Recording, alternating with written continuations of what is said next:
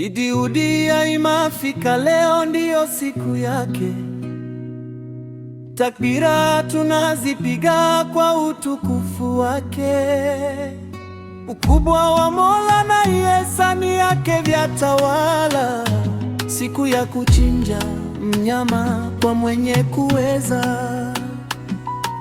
Kuchinja mnyama kumesuniwa siku hii ya leo, utimilifu wa ndoto ya baba yetu Ibrahim.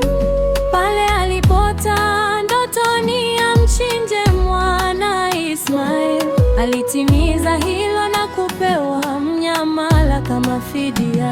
Utii kwa Mola ndiyo njia ya heri.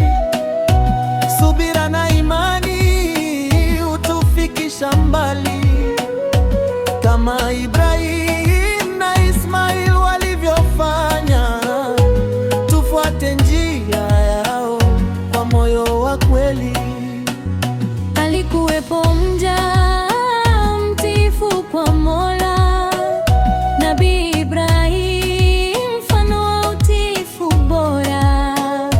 Alimpenda sana mwanawe kwa dhati, Nabii Ismail, nuru ya moyo wake. Akapata amri ya utiani mzito, ndoto yenye funzo la kumkaribia Mola. Hakusita, alikubali kwa yakini, kwa imani thabiti na moyo wa subira. Ismail akasema kwa moyo wa amani, Ewe baba, tekeleza amri ya Mola. utii na heshima vilijaa moyoni, mfano kwa watoto wote wa leo. Mola akaleta rehema kubwa sana, akawabadilishia kwa sadaka njema. Kondoo akaletwa kwa baraka nyingi, Iwe kumbukumbu ya utiifu wao. Tujifunze utiifu na kumcha Mola. Tuwaheshimu wazazi kwa moyo safi.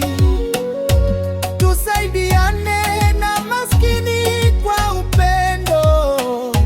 Haya ndiyo mafunzo ya siku ya Eid.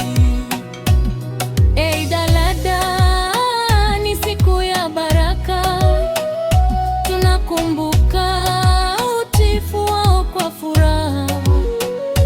Takbira zetu zipae juu angani, Allahu Akbar, kwa shukrani tele.